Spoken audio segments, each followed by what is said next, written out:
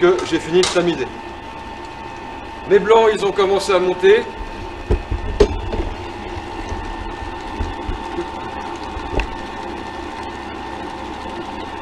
Mes blancs, ils sont montés. Si j'arrête le batteur et si je retourne la cuve, ils tiennent. Ça veut dire que je peux commencer à meringuer. Je vais rajouter mon sucre en 3 fois. Voilà, j'ai commencé à meringuer. J'ai mis à peu près le tiers de mon sucre.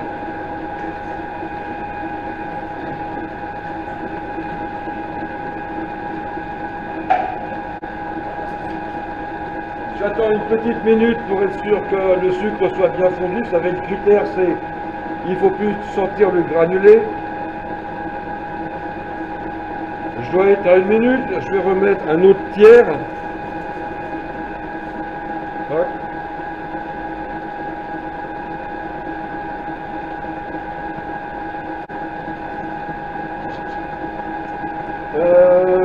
Je vais parfumer mes coques à la poire. Donc, je vais colorer avec un peu de citron, un peu de verre. Et je vais même essayer de faire un marbrage avec du verre. J'improvise là. Mais bon, toujours est-il que ces colorants-là, on peut les mettre directement dans les blancs quand ils sont en train de monter. Là, ça doit faire à peu près 1 minute que j'ai mis mon sucre. Je vais mettre la dernière quantité de sucre. Donc quand on colore, on peut mettre 1 ou 2 gouttes, crac, voilà. On peut mettre les colorants dans les blancs d'œufs. Par contre, ici là, j'ai de l'arôme poire. Cet arôme, il me semble gras. Il faut savoir que les arômes alimentaires, ils sont sur 3 bases. Base liquide, base matière grasse ou base alcool. Les arômes, ils vont se fixer pour certains mieux dans l'eau, certains alcools vont se fixer mieux sur la matière grasse, et certains arômes vont se fixer mieux avec un produit alcoolisé. Cet arôme-là, il me semble gras, c'est pour ça que je ne vais pas le mettre dans mes blancs. Je vais attendre de faire mon mélange final pour le rajouter.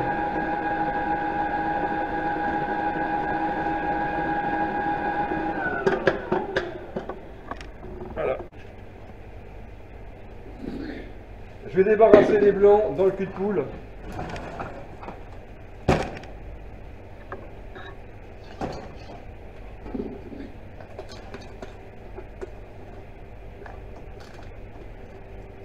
Bien sûr, vous pouvez faire le mélange, comment dire, dans le bol. Mais dans le cul de poule, vous verrez mieux ce qui se passe. Alors, j'ai mon produit, j'ai ma spatule. J'aurais préféré les faire avec une maryse. Il n'y a pas de maryse suffisamment pour tout le monde, donc on va faire à la spatule.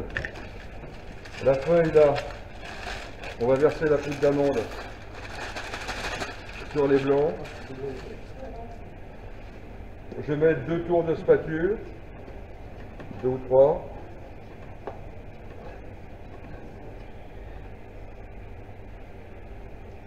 Et je vais rajouter mon arôme poire.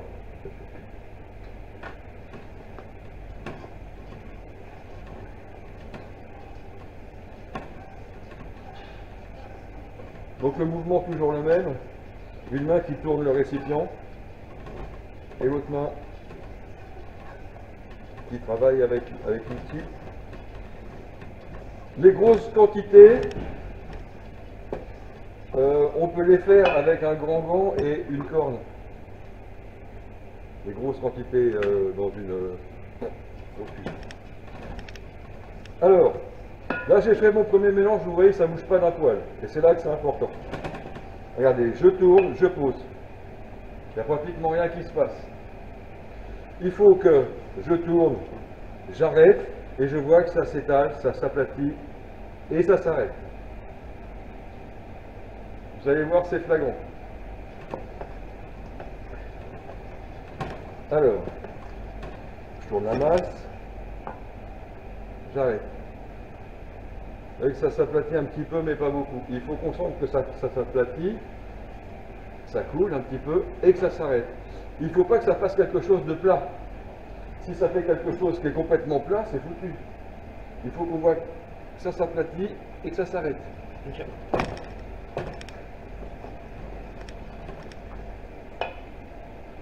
Ah là c'est bon. Bon. J'en suis pas loin.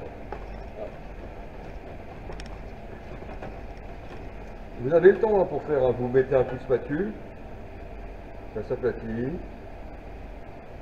et ça s'arrête. Alors où est-ce que je regarde en fin de compte? Sur les J'ai blancs. regardé ici là. Oui. Ça s'aplatit et ça s'arrête. Vous avez compris le truc? Alors pour l'expérience, je vais essayer de faire un petit peu de marbrage. Improvisation. Donc là.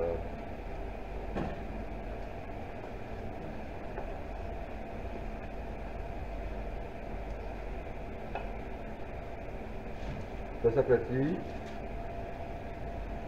Vous avez vu, ça commence à s'aplatir, ça s'affaisse un petit peu, et puis ça s'arrête. Je sais pas si... Moi aussi, c'est vrai.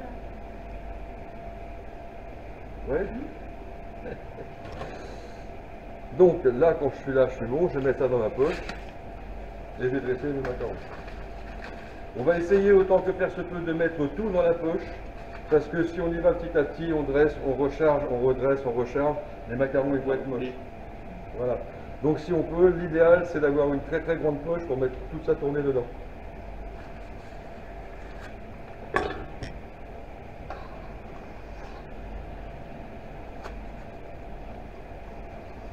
Ouais, je répète, hein, vous voyez que c'est pas liquide. C'est pas liquide. Au besoin, appelez-moi. Si vous n'êtes pas sûr. De manière... c'est quand même pas... Vous avez compris qu'une fois qu'on a mis la poudre et que la poudre est mélangée, il faut mettre au moins peut-être une dizaine de tours de spatule pour que ça soit bon.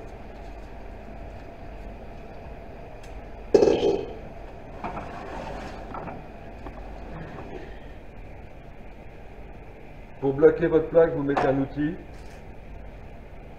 et ensuite vous allez dresser des pièces de 2 €.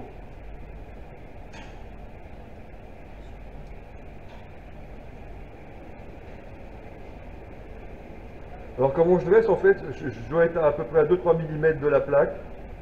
J'appuie sur ma boule, dès que j'ai la boule je coupe.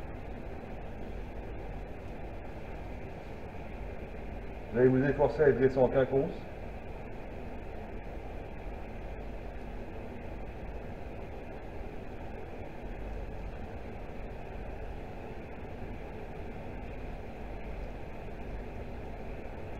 Et s'il vous plaît, vous ne dépassez pas cette taille-là. Quoique, si je pose la poche, ça va aller aussi. Il faut aller un peu moins vite, mais vous pouvez poser la poche, appuyer, on arrête d'appuyer, on coupe. La poche, on arrête d'appuyer. Ça peut être un tout petit peu au-dessus. Donc, appliquez-vous s'il vous plaît à les dresser comme ça. Je ne vais pas les laisser en démo sur le plan de travail parce qu'il faut que ça soit cuit dans la foulée. Contrairement aux macarons en meringue italienne qui eux sont laissés croûter à l'échelle pendant des fois pendant une nuit. Là, ces macarons-là, ils peuvent être cuits dans la foulée. Et ce qu'on faisait avant, ce qu'on fait plus maintenant aussi, c'était des gros macarons. Ça doit plus exister. Vous en avez vu des gros macarons, ça quand même. Vous savez, le gros macaron qui est gros, voilà. Et il y a des gens qui aiment bien. C'est vrai que ça, il y a de la calorie, c'est sucré. Mais c'est vrai qu'avant, on faisait autant de macarons, comment dire, autant de gros que de petits. Parce que les gens aimaient bien acheter les gros macarons. Maintenant, c'est un peu fini. Donc voilà, appliquez-vous à les serrer comme je l'ai fait sur ma plaque. Voilà. Et donc tout ça, ça va partir au four. Alors la cuisson, je vais vous appeler pour vous montrer, mais là je préfère vous en parler maintenant. Pour savoir si c'est cuit, bon, on met la plaque dans le four, on fait attention à laisser la porte entrouverte et l'ouvrant entrouvert. 10-12 minutes après, on sort la plaque, on va passer le doigt sous le macaron. Si on réussit à le soulever et le décoller, c'est bon. Si ça fait ça, c'est pas bon. Si on arrive à le soulever et le décoller, c'est bon. Donc dès que c'est bon, on sort du four et immédiatement, on va faire glisser sur le marbre Avant, on soulevait, on balançait 1 litre de flotte sous la plaque. Et l'apprenti, après, quand il a plein de plaques empilées avec de l'eau, des feuilles, à nettoyer, c'est épouvantable. Ouais, je me rappelle. Donc voilà, c'est pour ça que j'ai trouvé que ça allait mieux de le faire glisser sur un marbre froid. Ça stoppe la cuisson, c'est parfait. Est-ce que vous avez des questions? Non.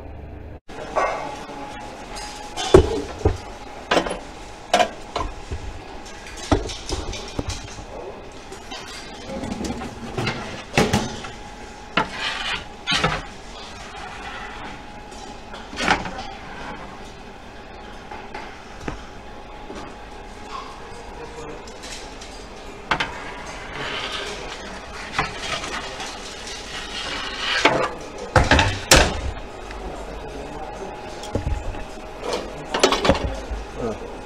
Ouvrant entre-ouvert et porte entrouverte.